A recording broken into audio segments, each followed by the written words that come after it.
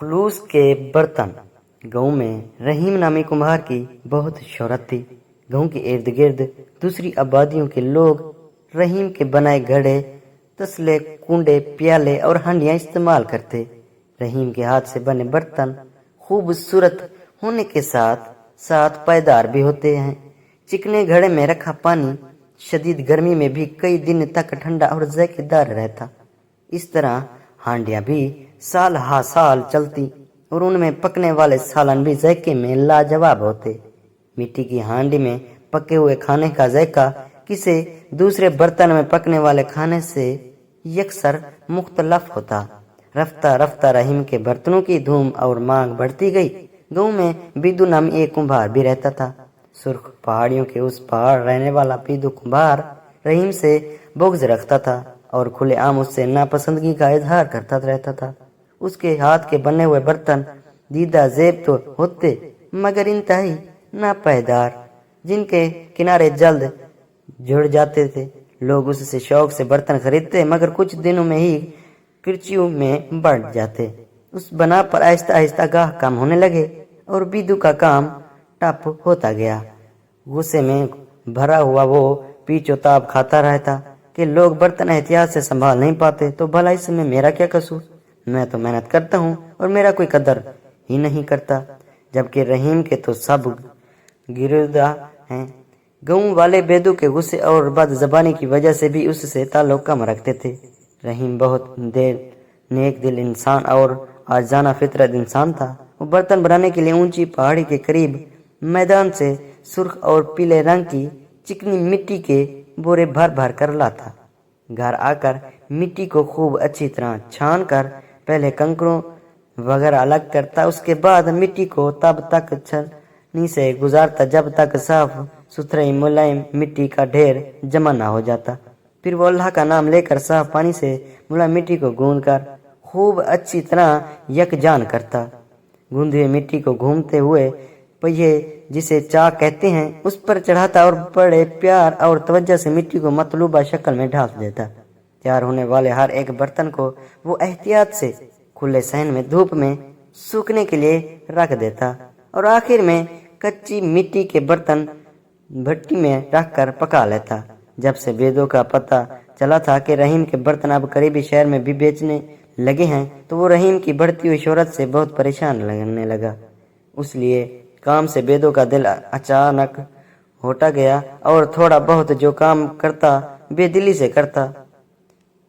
مٹی لے کر آتا ہوں جہاں سے رحیم لے کر آتا ہے، خوب گوندھی کر اسی طرح گھومتے پہیے پر رکھ کر مٹی کو برتنوں کی شکل دیتا ہوں، خوبصورت نقش و نگار بناتا ہوں، مگر میرے بنائے برتنوں میں وہ بات کیوں نہیں جو رحیم کے بنائے برتنوں میں ہے؟ یہ سوچ سوچ کر وہ کھڑکھڑاتا رہا۔ رحیم کے بتائے ہوئے برتن تو اتر سے بکتے رہے۔ اتنا مشہور ہونے کے باوجود رحیم نے اپنے برتنوں کی نہ قیمتیں بڑھائی نہ زیادہ کام سے کبھی جی چرایا۔ وہ اتنی لگن اور محنت سے کام کرتا رہا تھا۔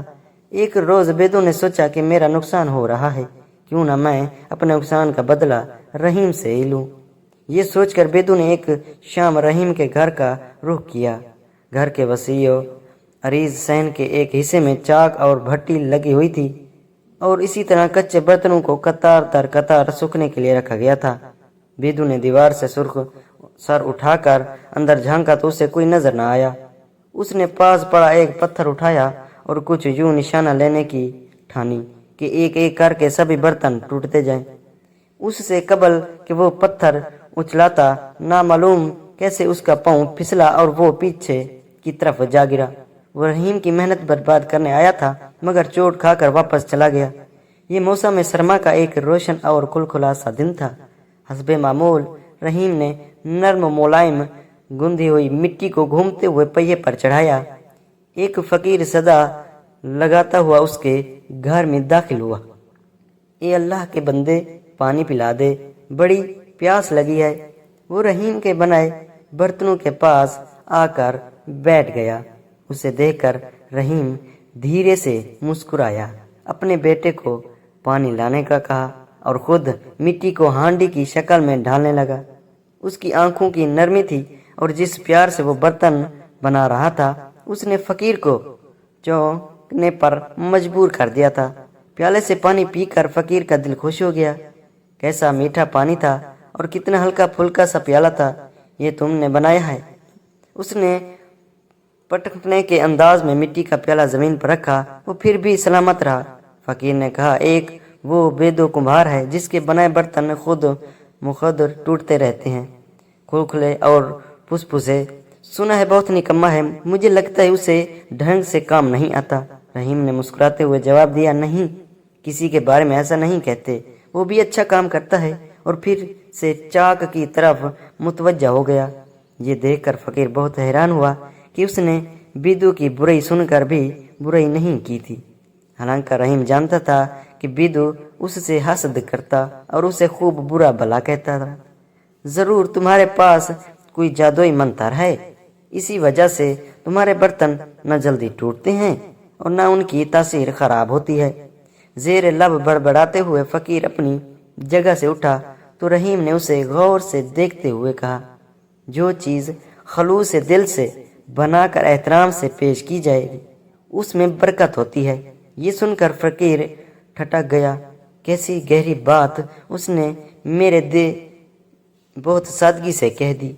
مرے مرے قدم اٹھاتا وہ جہاں سے آیا ادھر کو لوٹ گیا۔ دن دھیرے دھیرے گزرتے رہے، رحیم کے برتنوں کی مانگ تو بڑھ رہی تھی، مگر اب لوگ بیدو اور اس کے بنائے برتنوں میں آنے والے تبدیلی کو دیکھ کر بھی حیران تھے۔ بیدو نے لوگوں سے خواہ مخواہ لڑنا جھگڑنا چھوڑ دیا تھا۔ کام میں اس کی وجہ اور خلوص قابل رشک حد تک بڑھ چکا تھا۔ وہی لوگ جو اس کی بد زبانی سے تنگ تھے، اب اس کے چہرے پر نظر آنے والی نرمی اور مسکراہٹ دیکھ کر چونک اٹھتے۔ لوگوں کے دل بیدو کی طرف سے صاف ہوتے گئے اور دھیرے دھیرے سب اس کے ہاتھ کے بنے خوبصورت نقش و نگار سے سجے برتن خریدنے لگے۔ یہ بڑی حیرانی کی بات تھی کہ اب اس کے برتنوں کی عمر بڑھ گئی تھی، لوگوں کی شکایات دور ہو چکی تھی۔